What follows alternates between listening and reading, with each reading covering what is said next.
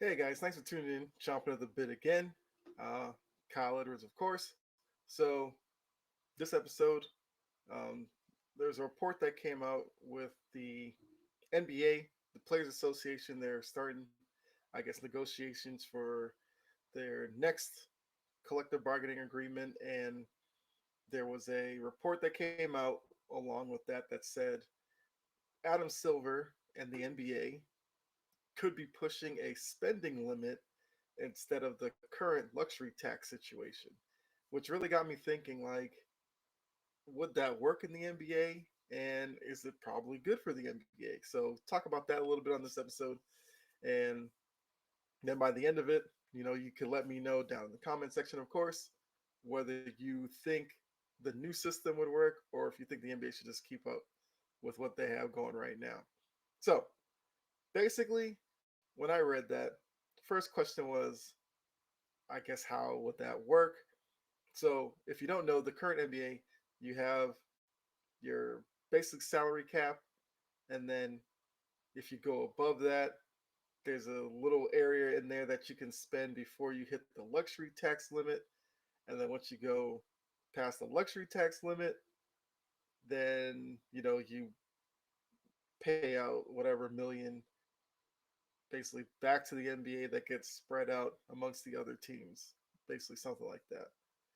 So with this change, as Adam Silver put it, you know, he wants it just to be like, here's the spending limit, that's it. So basically, teams would go up to that line, and once they reach it, they can no longer sign players above that. So they can't like go past the salary cap and sign a bunch of guys with the only penalty being, oh, we just have to pay a luxury tax, whatever. We'll just pay it just because we want the best players anyway. Now, part of me thinks that could really work because, as Adam Silver put it, he wants to kind of even the playing field in terms of paying for free agents so that all the free agents aren't going to, limited destinations because, that team's spending the most and they are perceived to be like the championship favorite going into that year. So, as the story put it, large markets like Golden State pays a high luxury tax each season. Uh, the Nets, the Clippers do the same. So Silver kind of wants to do it with that. That way, the players that Golden State and Brooklyn and the Clippers that signed, which just pushed them into luxury tax, those guys basically wouldn't be able to be on the team because the money wouldn't add up. And then those players would just have to go somewhere else and play. Now, of course, Players Association is not going to go for this because um, I guess to play devil's advocate, you could probably think of it as, is this the league's way to try to lower some of these contracts that are being signed by some of these players? Possibly.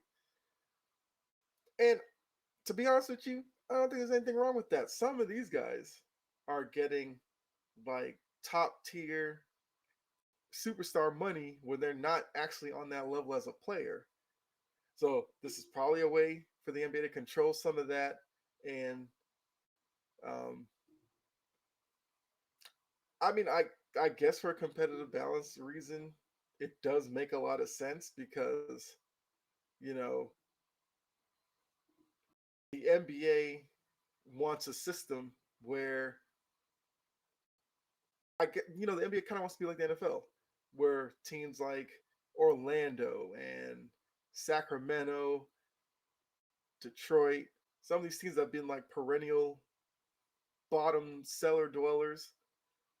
Maybe by doing this, Silver thinks this could open up a chance for those teams to kind of move up a little bit, at least bring the gap between the top tier and the cellar dweller, close that gap a little bit. Because obviously, just because the NBA implements a spending limit doesn't mean that all of a sudden teams that have been handing out trash contracts will just all of a sudden, realize the error of their ways and start signing the right people to the right money. No, that you can't fix. I mean, the NBA can't hold some of these owners' hands and make sure that they sign the right person.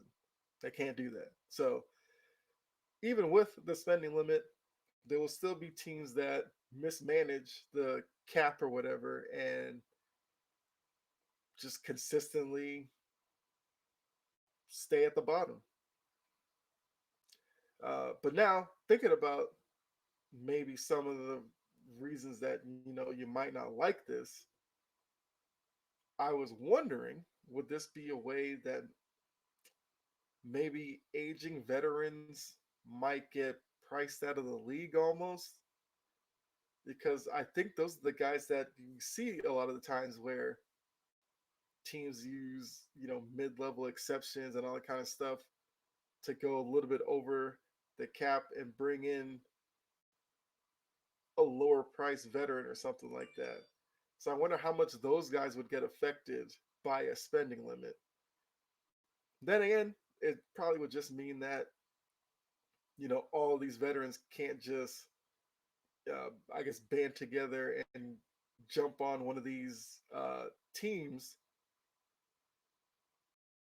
I mean, I don't want to call it ring chasing because that kind of makes it seem like they're not quality players, but maybe some of that goes away. And, now these veterans just have to pick somewhere else to go. And um, I don't know. I mean, it's an interesting thing. And as I said on episodes before, I do like the fact that Adam Silver is one of these commissioners and um, I guess leaders of these sports that is willing to implement new things that throw new ideas out there, see what sticks. Now, according to the story, like I said, Players Association not going for this, and they're basically calling it a non-conversation starter. So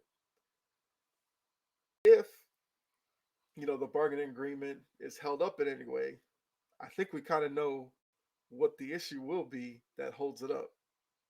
It's gonna be the spending limit, and I like I said, I could go back and forth on some of this, but I think it's I think the more and more I've talked about it on this episode and that I've read about it, I wouldn't mind seeing a spending limit, to be honest with you. Now, another thing that could hold this up in terms of this bargaining agreement is that there are, I think, other issues in the NBA that might end up taking precedent over the financial change that would come with the spending limit. So maybe this is something that's for the next bargaining agreement. I don't know because we know the NBA has to deal with the whole issue with players sitting out, regular season games and all that.